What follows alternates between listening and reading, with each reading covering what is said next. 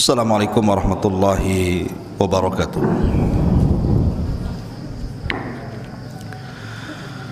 Alhamdulillah wassalatu wassalamu ala Rasulillah wa ala alihi wa sahbihi wa mawalah wa la hawla wa la quwata illa billahi wa ba'du. Taib, kita lanjutkan kajian kita bahas masalah sirah Nabi sallallahu alaihi wa ala alihi wasallam. Kembali kita urut sejarah Nabi sallallahu alaihi wasallam supaya kita lebih mengenal lagi Rasul sallallahu alaihi wa ala alihi wasallam dan pentingnya belajar sejarah. Karena tanpa sejarah orang tidak mungkin memahami Al-Quran. Kalau orang tidak mengenal sejarah, tidak akan memahami Al-Quran. Karena sebagian besar ayat-ayat dalam Al-Quran itu ada asbab nuzulnya, ada sebab turunnya. Dan sebab turun itu ada pada sejarah Nabi. Jadi ketika belajar sejarah, artinya kita sudah mulai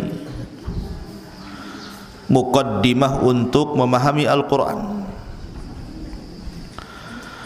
Yang kedua, dengan mempelajari sejarah Nabi SAW, kita paham siapa panutan kita, teladan kita. Karena tidak ada manusia terbaik yang ada di kolong langit ini melebihi Nabi SAW. Karena Allah yang memuji dalam Al-Quran, wa innaka la'ala khuluqin azim. Engkau wahai Muhammad di atas akhlak yang paling mulia. Kenapa hari ini anak-anak muda kaum muslimin, baik yang laki-laki ataupun yang perempuan, banyak yang terjerumus pada pergaulan bebas, banyak yang gandrung dengan artis-artis dan selebritis, bahkan tokoh-tokoh kafir barat. Itu dikarenakan karena mereka sudah jauh daripada meneladani Nabi SAW. Salah satunya karena tidak belajar sejarah, bahwa ada manusia terbaik di kolong langit ini melebihi seluruh manusia. Dialah Sayyiduna Muhammadin sallallahu alaihi wasallam. Kemudian juga yang ketiga, mempelajari sejarah Nabi sallallahu alaihi wasallam supaya kita lebih bisa lagi beribadah dengan benar kepada Allah Subhanahu wa taala. Karena di antara syarat diterimanya amal ibadah itu adalah ittiba, berusaha mencontoh Nabi. Bagaimana orang mencontoh Nabi kalau tidak kenal sejarah? Maka dengan mengenal sejarah, kita bisa melihat bagaimana Nabi salat, bagaimana Nabi puasa, bagaimana Nabi zakat, bagaimana Nabi haji, dan begitu seterusnya, sehingga kita bisa lurus dalam beribadah dan berakidah. Jadi sangat penting belajar sejarah. Makanya Al-Quran sepertiganya bicara sejarah. Quran itu kan terbagi tiga pembagian pembahasannya itu. Sepertiga Al-Quran bicara tentang akidah, sepertiga Al-Quran bicara tentang ahkam, hukum-hukum, dan sepertiganya lagi bicara tentang sejarah, qasasul anbiya, kisah-kisah para nabi. Dan itu thariqah Al-Quran. Baik, kita mulai, kita runtun sejarah ini dari awal. Sejarah Nabi SAW tidak lepas daripada sejarah Ibrahim alaihi salatu wassalam. Makanya kenapa di dalam solat ada namanya salawat Ibrahimiyah. Allahumma salli ala Muhammad wa ala ali Muhammad kama sallaita ala Ibrahim wa ala ali Ibrahim. Karena sejarah Rasul tidak bisa kecuali ada kaitan erat dengan sejarah Nabi Ibrahim Khalilur Rahman alaihi wassalam. Ibrahim alaihi salatu wassalam, kita akan runtun singkat-singkat saja. Tolong ditulis yang penting-penting nanti karena ada ujiannya. Ketika Ibrahim alaihi salatu wassalam menikah dengan Siti Sarah, Allah tidak karuniakan anak sama sekali kecuali setelah lahirnya Ismail dari Hajar. Baru setelah kemudian Sarah menghadiahkan budaknya namanya Hajar untuk digauli Ibrahim, maka dari sini Allah takdirkan Ibrahim kemudian memiliki keturunan dari Hajar, yang kemudian Ibrahim memberi nama putranya Ismail. Ini ada dua tokoh, Ibrahim dan juga Ismail. Karena ada hikmah yang Allah kehendaki, maka kemudian Ibrahim pun membawa Ismail dan ibundanya Hajar dari Palestina. Ibrahim itu asalnya dari Irak. Karena di Irak tidak bisa berdakwah, terlalu berat menghadapi Namrud, maka Ibrahim hijrah ke Palestina, ke Syam. Dari sinilah menikah dengan Sarah. Kemudian safar ke Mesir. Pulang dari Mesir dapat budak namanya Hajar. Budak yang dihadiahkan kepada Sarah oleh Raja Mesir, kemudian oleh Sarah dihadiahkan kepada Ibrahim, suaminya. Maka lahirlah Ismail. Lah Ibrahim membawa Hajar dan Ismail dari Palestina ke mana? Ke Mekah.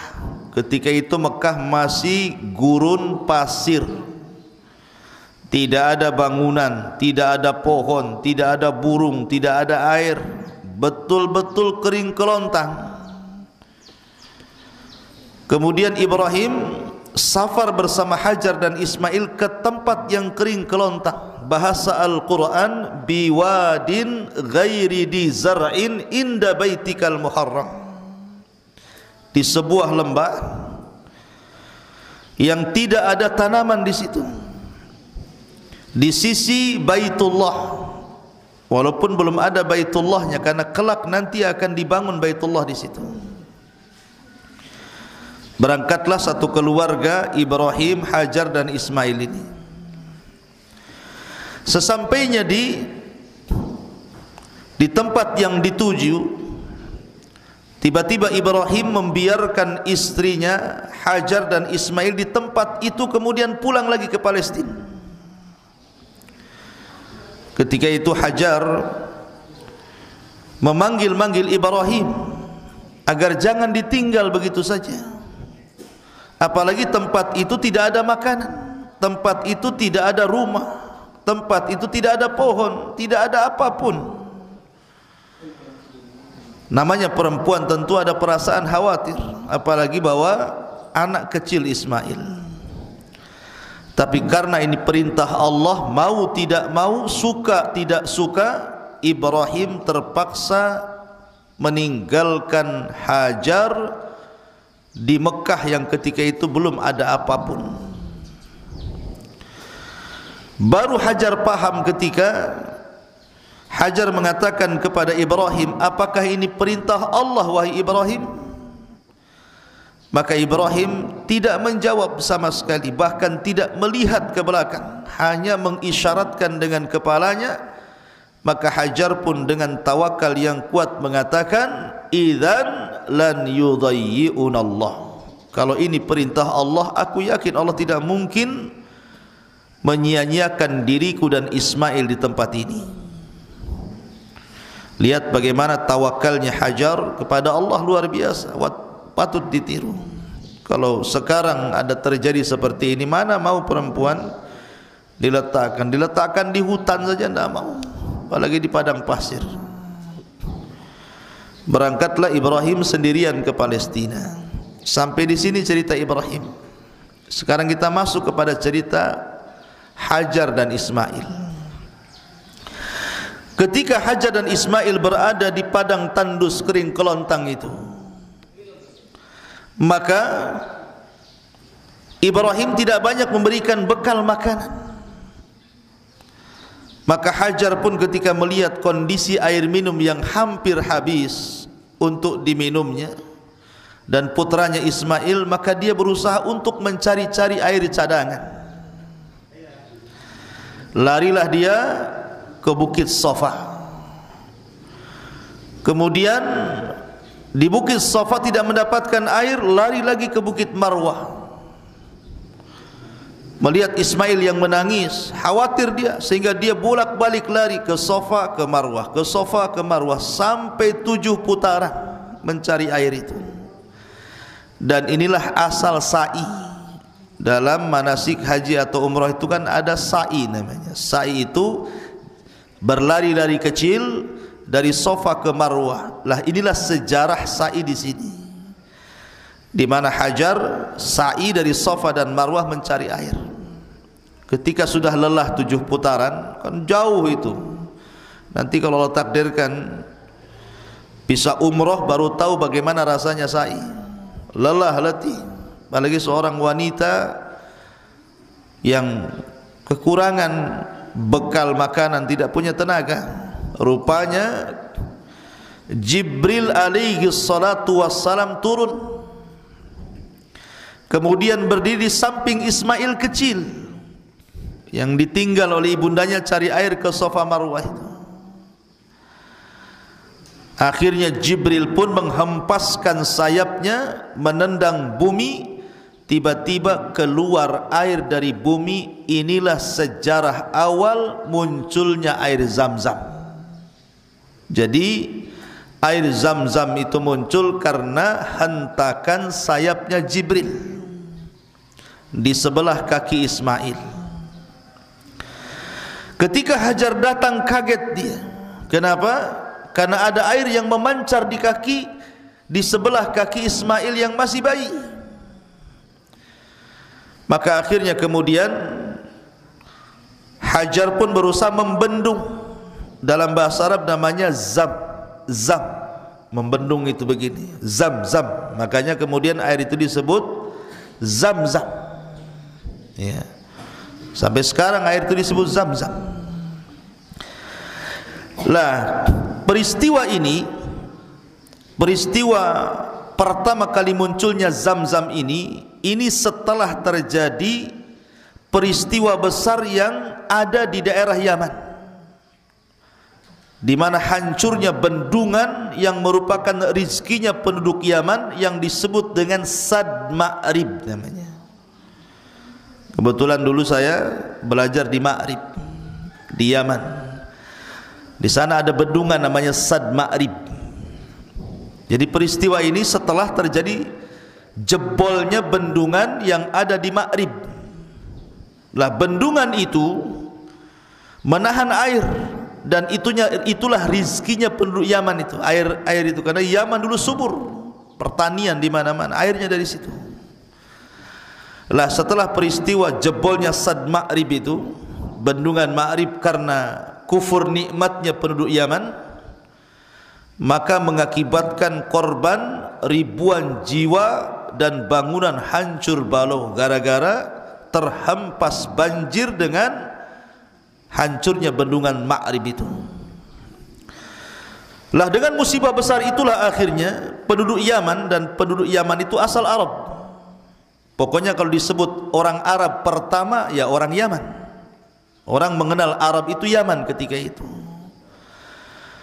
Lah karena akhirnya ladang mereka rusak, sawah mereka rusak, bangunan mereka rusak, ekonomi hancur, maka kabilah-kabilah kecil dari Yaman itu akhirnya hijrah dari Yaman seperti kabilah Thaqif. Mereka hijrah ke Taif. Ada yang hijrah ke Syam. Ada yang hijrah ke beberapa daerah di Jazirah Arab, termasuk ada satu kabilah namanya Jurhum. Catat namanya kabilah Jurhum. Kabilah Jurhum ini kabilah yang nyasar ke Mekah dan berjumpa dengan Hajar. Jadi ada satu kabilah, dia hijrah dari Yaman, mencari-cari air, mencari-cari perkampungan baru untuk ditempati. Rupanya nyasar pula ke tempat Hajar dan Ismail. Dan ingat, orang-orang Yaman itu akhlaknya baik, dzu khuluqin, memiliki akhlak yang baik. Kalau mereka mau, mereka bisa membunuh Hajar dan membunuh Ismail dan merebut air Zamzam. Tapi mereka tidak. Jadi dari kejauhan ada burung, artinya kalau ada burung di atas padang pasir berarti di situ ada air. Maka mendekatlah kabilah Jurhum dari Yaman ini ke tempat yang banyak burung itu. Rupanya di situ ada seorang wanita dan bayi di sampingnya Ismail. Maka kabilah Jurhum ini akhirnya menawarkan diri untuk tinggal di sekitar air itu dengan imbalan dia siap memberikan makanan kepada Ismail dan Hajar dengan syarat mereka mendapatkan air. Dari sinilah rizki Allah yang diberikan kepada Hajar dan Ismail. Hidup dari situ tuh, barter air dengan makanan. Lihat bagaimana Allah memberikan rizki kepada hambanya. Secara logika, apa yang bisa dilakukan Ismail dengan Hajar di sebuah tempat kering kelontang, tandus, tidak ada tanaman, tidak ada apapun di situ. Tapi rupanya Allah Subhanahu wa taala berfirman, "Wa ma min dabatin fil ardi illa 'ala Allah rizquha." Tidak ada satupun binatang yang melata di perut bumi ini kecuali ada rizkinya. Dari situlah rizkinya Hajar dengan Ismail dengan cara barter air dengan makanan. Akhirnya mereka pun bisa hidup layak di situ. Bisa makan, bisa minum. Maka Ismail pun tumbuh besar di lingkungan kabilah Jurhum namanya. Lah Ismail ini bukan orang Arab, dia orang Palestina, lahir di Palestina. Tetapi karena dia bergaul dengan anak-anak dari suku Jurhum, mulailah Ismail belajar bahasa Arab. Karena kecerdasan Ismail akhirnya menguasai bahasa Arab dan paling fasih, melebihi kabilah Jurhum sendiri. Makanya Ismail disebut Arab Musta'rab namanya. Orang yang bukan Arab tetapi menjadi Arab karena fasih berbahasa Arab. Itulah Ismail. Dia bukan Arab, orang Palestina. Tumbuhlah besar Ismail. Setelah kemudian menginjak remaja Ismail ini, Ibrahim pun berkunjung dari Palestina ingin menemui putranya. Sesampainya kemudian Ibrahim di Mekah, dan ketika itu sudah banyak kabilah-kabilah, sudah banyak orang-orang suku Jurhum yang tinggal di situ. Rupanya Allah Subhanahu wa taala uji Ibrahim. Dan ini ujian yang tidak pernah dialami manusia sejak zaman Adam sampai manusia diwafatkan. Semuanya satu dunia. Ujiannya apa? Disuruh menyembelih putranya. Di malam hari dia bermimpi, dalam mimpinya dia sembelih putranya, dan mimpinya seorang nabi wahyu. Akhirnya dia memanggil Ismail, dijauhkan dari ibundanya supaya tidak tahu dan tidak mengkhawatirkan. Setelah berdua-duaan, ketika itu Ismail masih remaja, masih kecil, maka Ibrahim mengatakan, "Ya bunai, inni ara fil manami anni adbahuka fanzur madza tara." Wahai anakku, semalam ayahmu bermimpi menyembelih dirimu, bagaimana pendapatmu? Karena Ismail memang terdidik dari wanita yang kuat tawakalnya, wanita yang salihah. Makanya kenapa Adik-adik semua mondok di sini itu cita-citanya bukan hanya sekedar ingin cerdas, tapi cita-citanya kalau bisa jadi wanita solehah supaya bisa masuk surga. Akhirnya kemudian dididiknya Ismail di lingkungan akhlak yang baik, Hajar. Makanya ketika perintah Allah yang menakutkan itu didengar Ismail hanya mengatakan, ya abatif al-ma tu'mar satajiduni insyaallahu minas sabirin. Wahai ayahku, kalau ini perintah Allah, lakukan saja, engkau akan mendapati aku menjadi hamba yang sabar. Ketika hampir disembeli, tiba-tiba Allah subhanahu wa ta'ala turunkan malaikat membawa kambing dari sorga, dan Allah katakan, wa fadainahu bidzibhin adzim wa taraknahu lil akhirin. Kami ganti Ismail dengan kambing sembelian yang besar, dan itu akan jadi cerita bagi orang-orang setelahnya sampai kepada kita. Makanya kenapa Ibrahim dicintai orang Nasrani, dicintai orang Yahudi, dan dicintai kaum muslimin. Dan semua mengaku bahwa Ibrahim nabi-nabi mereka. Orang Yahudi mengatakan Ibrahim nabi kami, Ismail mengatakan Ibrahim nabi kami, tapi Islam mengatakan maka Ibrahimu Yahudiyan wala Nasraniyan walakin musliman hanifan muslima wa ma kana minal musyrikin. Ibrahim bukan Yahudi, bukan nabinya Yahudi. Ibrahim bukan nabinya Nasrani. Ibrahim itu seorang muslim yang hanif, yang lurus, dan tidak pernah menyekutukan Allah Azza wa Jalla. Kemudian setelah kejadian itu, Ibrahim pulang lagi ke Palestina dan berhasil melewati ujian Allah subhanahu wa ta'ala. Ketika Ismail berusia 16 tahun, artinya sudah balik, Ibrahim datang lagi dari Palestina ke Mekah. Dari sinilah kemudian turun perintah Allah agar Ibrahim dan Ismail membangun Ka'bah. Disinilah cerita permulaan pembangunan Ka'bah. Ya. Lah akhirnya kemudian dibangunlah Ka'bah. Ka'bah itu tidak dibangun dari awal karena sudah ada pondasinya. Karena Ka'bah itu dibangun sudah ada sejak zaman Nabi Adam alaihi salatu wassalam. Mana dalilnya? Inna awwala baitin wudi'a lin-nasi lalladzi bi Bakkah. Sesungguhnya rumah pertama, rumah Allah yang dibangun untuk manusia adalah Mekah, dan orang yang pertama kali membangunnya adalah Adam. Adam membangun Ka'bah itu. Karena Adam ketika diturunkan oleh Allah dari sorga ke bumi, ada yang mengatakan bahwa Adam diturunkan di Sri Lanka, sementara Hawa diturunkan di Jeddah sana Arab. Satu pendapat. Kemudian akhirnya berjumpa dan hidup di Mekah. Lah, setelah kemudian Ibrahim mencari-cari pondasi yang pernah dibangun, karena kan sempat roboh tuh, lama roboh, akhirnya hilang, terkubur tanah pondasinya. Dan Allah subhanahu wa ta'ala ilhamkan Ibrahim untuk mampu menggali pondasi itu dan meninggikannya. Setelah ketemu, maka akhirnya Ibrahim dan Ismail yang ketika itu usianya 16 tahun mulailah membangun Ka'bah sedikit demi sedikit. Makanya Allah mengatakan wa id yarfa'u Ibrahimul qawa'ida minal baiti wa Ismail. Ketika Ibrahim dan Ismail meninggikan, bukan membangun, karena sudah ada pondasinya, meninggikan Ka'bah. Lah ketika Ka'bah ini dibangun, namanya orang membangunkan capek.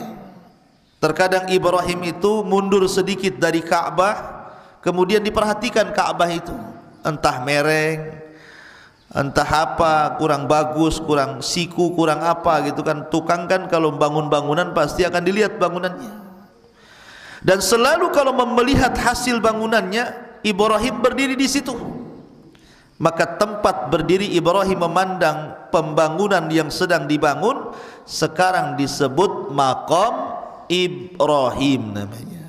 Maqam Ibrahim itu tempat Ibrahim melihat-lihat hasil bangunannya itu. Tidak jauh dari Ka'bah. Maqam Ibrahim, wattakhidu min maqami Ibrahim musalla. Ada maqam Ibrahim di situ. Dan ini awal cerita maqam namanya. Lah ketika kemudian Ibrahim membangun Ka'bah, rupanya kurang bahannya, kurang batunya itu kurang. Maka Ibrahim kemudian memerintahkan Ismail untuk mencari batu itu. Dicari-cari batu enggak ketemu. Sampai akhirnya berjumpa dengan malaikat yang berbentuk manusia, kemudian mengisyaratkan untuk membawa batu yang sangat putih bersih dan suruh dibawa ke bapaknya untuk batu sebagai batu terakhir yang diletakkan di Ka'bah. Ismail tidak tahu bahwa batu itu berasal dari sorga di bawah malaikat, warnanya putih bersih. Tapi Ibrahim tahu bahwa itu adalah batu, kan dia seorang nabi dapat wahyu. Maka Ibrahim pun kemudian meletakkan batu yang sangat putih bersih itu, yang kemudian belakangan disebut Hajar Aswad. Kenapa yang tadinya putih jadi aswad? Kan awalnya putih batu itu, bersih, sekarang jadi hitam. Maka Nabi memberikan alasan, dulu batu itu putih bersih, tapi karena kesyirikan yang dilakukan bangsa Arab dan kemaksiatan yang menyebar di bumi, maka batu itu semakin hari semakin menghitam, semakin hari semakin menghitam. Maka sudah tidak disebut lagi batu putih, tetapi batu hitam. Dalam bahasa Arab disebut Hajar Aswad. Inilah cerita Hajar Aswad di sini. Ma'asyiral muslimat yang dimuliakan Allah Subhanahu wa taala. Jadi setelah kemudian Ka'bah terbangun dan sudah sempurna, maka Allah perintahkan Ibrahim untuk mengajak manusia haji menuju Baitullah Al-Haram. Karena sudah jadi Ka'bahnya, maka diperintahkan oleh Allah untuk berteriak kepada manusia supaya mereka melaksanakan haji. Dan inilah cerita haji pertama. Ibrahim ketika itu bingung apa maksudnya. Manusia itu kan ada di belahan dunia, ada di Syam, ada di Jazirah Arab, ada di mana-mana. Bagaimana ngajak orang haji? Tentu harus safar, memberitahu orang-orang yang ada di jauh sana, kan, nun jauh di sana. Akan tetapi Allah mengatakan bukan begitu caranya. Cukup kau berteriak di samping Ka'bah, aku yang akan menyampaikan suaramu ke telinga-telinga di seluruh dunia. Dan ini mukjizat Ibrahim, mampu teriakannya bisa didengar satu dunia. Maka Allah berfirman, wa adzin fin nasi, wa adzin, gimana alif ayatnya? Wa adzin,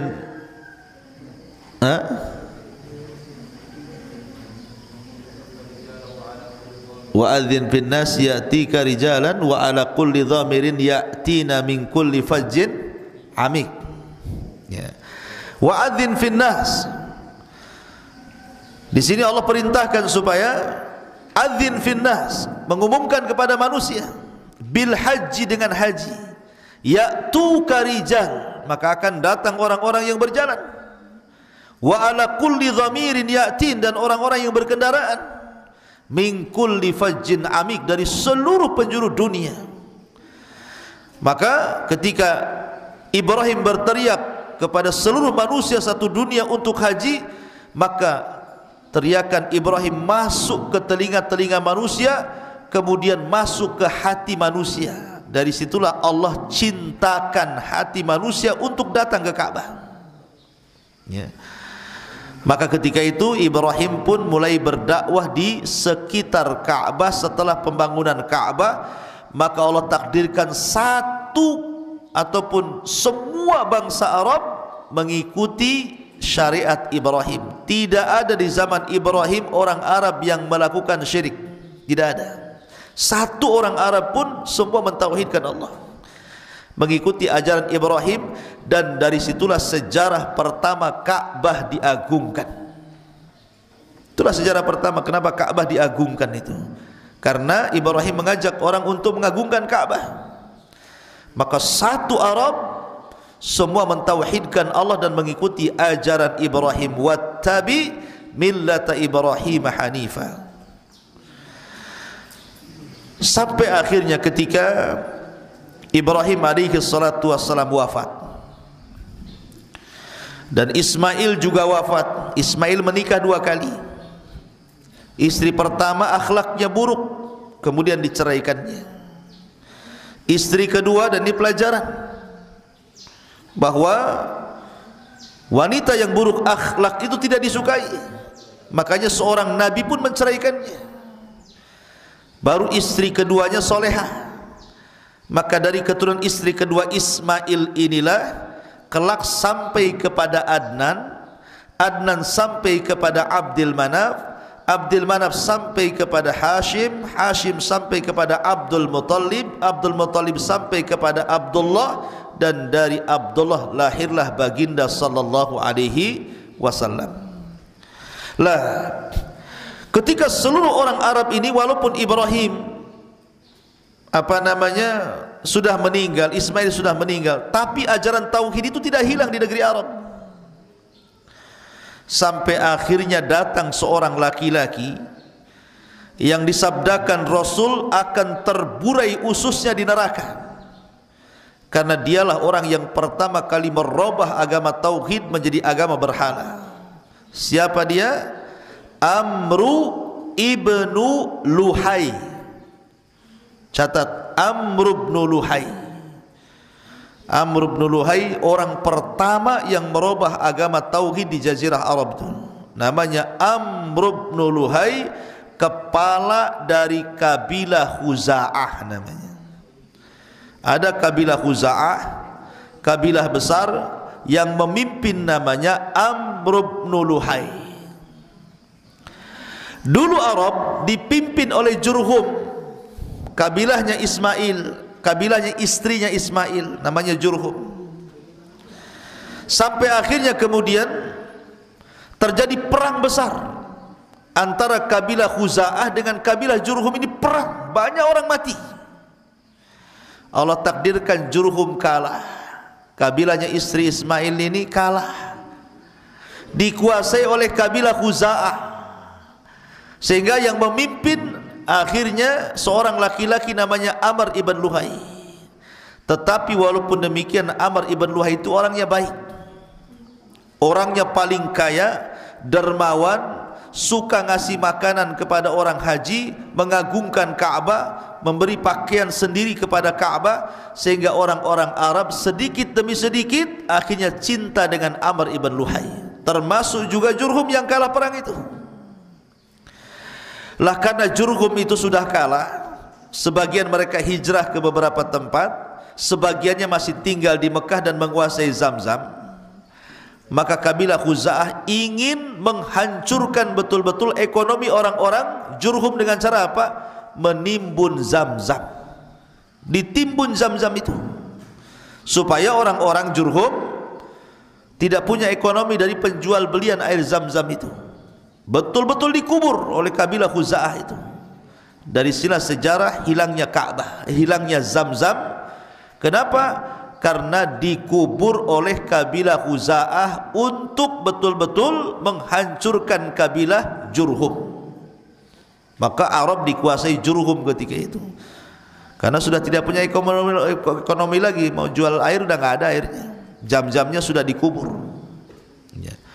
Sampai akhirnya setelah betul-betul Khuza'ah berkuasa dipimpin oleh Amr ibn Luhai ini, dan Amr Luhai dengan akhlaknya, dengan kebaikannya, dia mampu merangkul orang-orang, maka dicintailah Amr ibn Luhai ketika itu oleh bangsa Arab. Sampai suatu ketika Amr ibn Luhai ini safar dalam sebuah hajat dari Mekah ke Syam. Ketika sampai di Syam, maka lewatlah di sebuah kabilah namanya Mamalik, kabilah Mamalik yang ada di Syam. Kabilah Mamalik ini penduduknya penyembah berhala, penyembah berhala, musyrikun yang ada di Syam itu. Sementara orang Arab itu muwahhidun. Lah Amr bin Luhai ini Dan juga bangsa Arab tidak pernah mengenal agama penyembah berhala, tidak pernah disentuh berhala.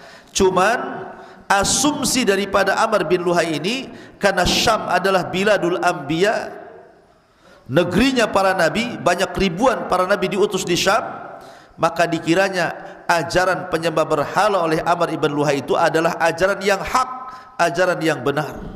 Maka mulailah dia belajar menyembah berhala ketika sampai di Syam.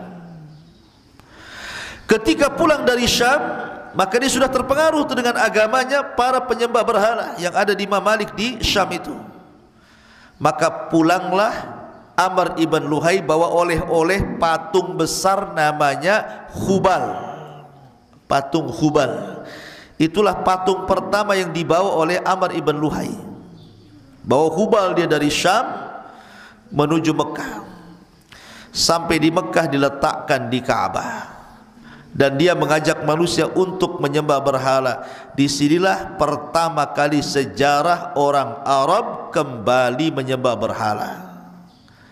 Padahal ratusan tahun mereka mentauhidkan Allah sejak zaman Ibrahim, zaman Ismail dan keturunannya, sampai datangnya Amr bin Luhai.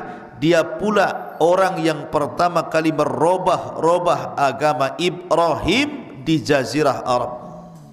Makanya Rasul mengatakan, inni ra'aitu Amr bin Luhayyin fin nari yajurru am'a'ahu.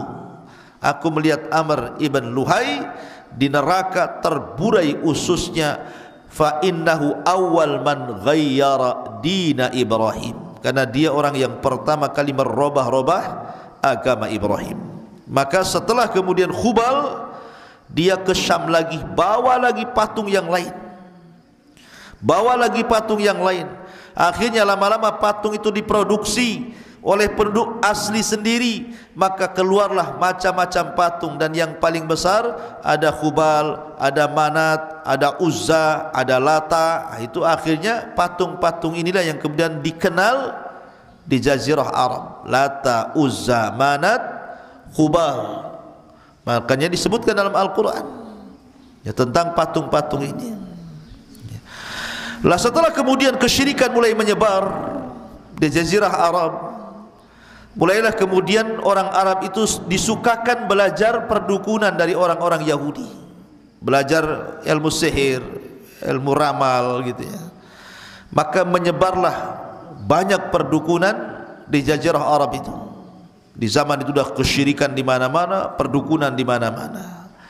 Sampai akhirnya dari keturunan Ismail alaihi salatu wassalam, dari Adnan, kemudian Abdi Manaf, kemudian Hashim, kemudian Abdul Muttalib. Disinilah cerita kakeknya Rasulullah sampai kepada Abdul Muttalib.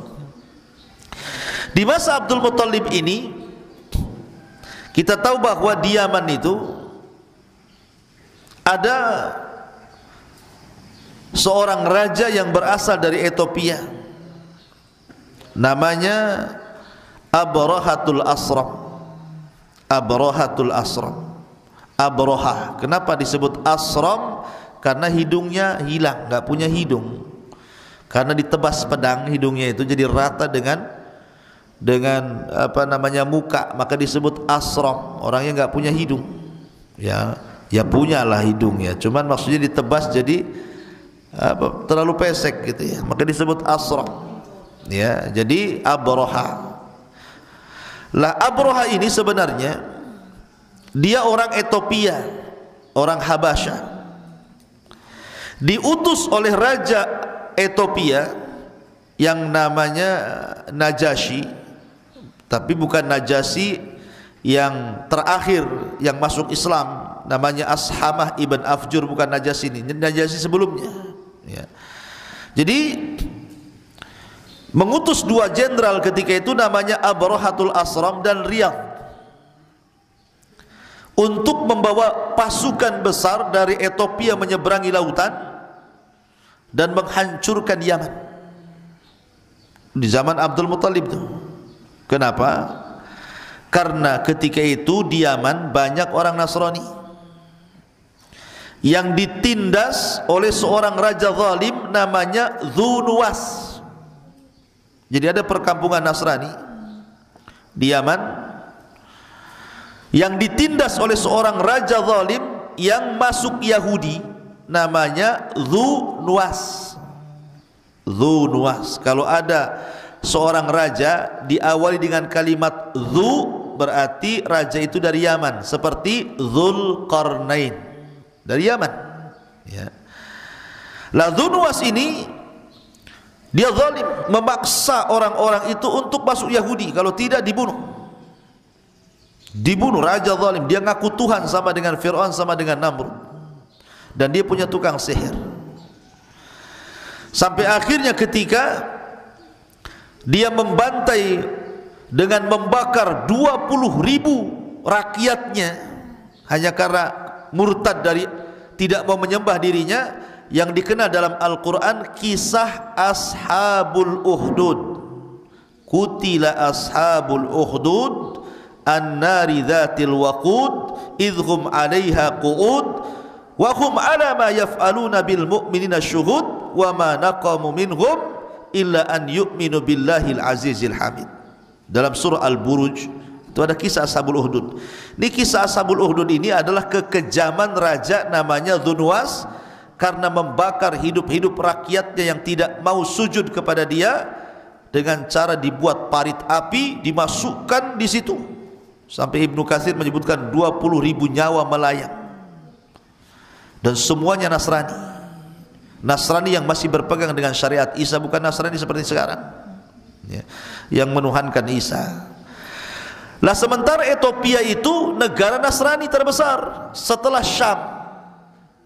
Makanya ketika kemudian orang Nasrani ditindas di Yaman, marah ini orang-orang Ethiopia ini, ngirim pasukan dipimpin oleh Riyadh sebagai kepala pimpinannya dan wakilnya Abrahatul Asram. Diserbulah negeri itu sampai terbunuh Dzunuwas. Akhirnya Yaman dikuasai oleh 2 jenderal yang dikirim dari Syam. Pertama namanya Dzunuwas, yang kedua namanya Abrahatul Asram. Lah daerah itu disebut Nejron. Daerah itu disebut Nejron. Jadi ada daerah Nejron, itulah tempat pembakaran yang dilakukan kekejaman oleh Dzunuwas itu, namanya Nejron. Diserang Nejron, maka dikuasai oleh Dzunuwas dan juga Abrahatul Asram. Lah karena kemudian sudah dikuasai, tidak mungkin ada 2 jenderal yang berkuasa. Bersiasatlah Abraha kemudian membunuh Riyadh. Jenderal pertamanya dibunuh oleh Abraha supaya dia jadi pemimpin, dan itu politik siasatnya. Matilah Riyadh, dibunuh Abraha. Maka Abraha betul-betul menjadi pemimpin tunggal di negeri Nejron Yaman dan menguasai wilayah Yaman. Akhirnya dia jadi rajanya di situ. Sampai pada waktunya, namanya Abraha itu orang Ethiopia, tentu adat istiadatnya beda dengan orang Arab. Abraha ini heran kenapa orang Arab suka ke Mekah, suka haji, suka umrah, mengagungkan Ka'bah, sementara tidak ada tradisi seperti ini di Ethiopia sana.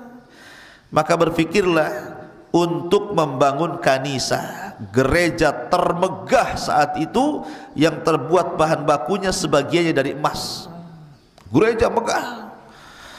Tujuannya Abraha supaya gereja itu menjadi pengalih kiblat dari Mekah menuju gereja dia. Ngajak orang Arab, sudah enggak usah ke Mekah lagi, ke gereja ini saja, gitu maksudnya.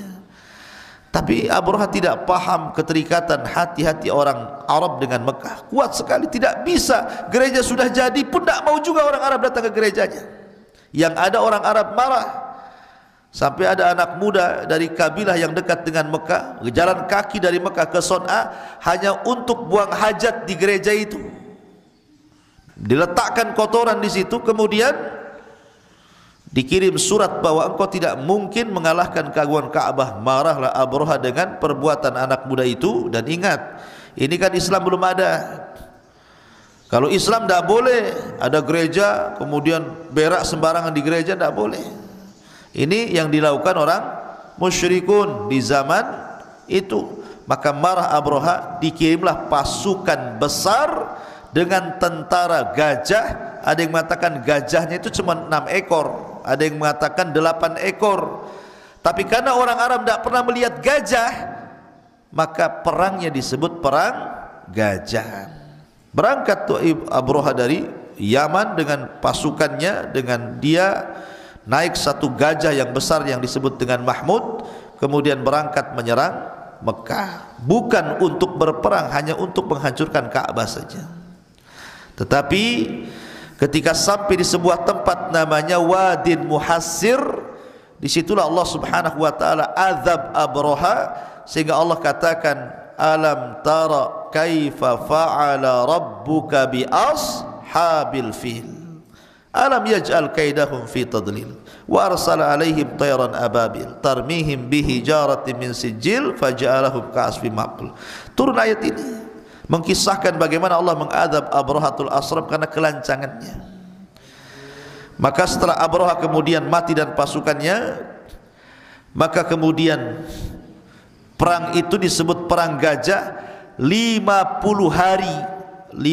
hari setelah perang ini, maka lahirlah baginda sallallahu alaihi wasallam. Jadi Rasul itu lahir 50 hari setelah perang gajah.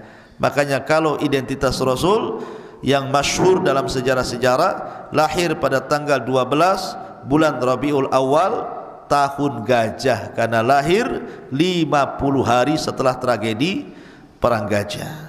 Ini diantara sejarah singkat sebagai muqaddimah. Nanti besok kita lanjutkan. Mudah-mudahan ada manfaatnya. Subhanakallahumma bihamdika asyhadu an la ilaha illa anta astaghfiruka wa atubu ilaik. Allahu ta'ala. Assalamualaikum warahmatullahi wabarakatuh.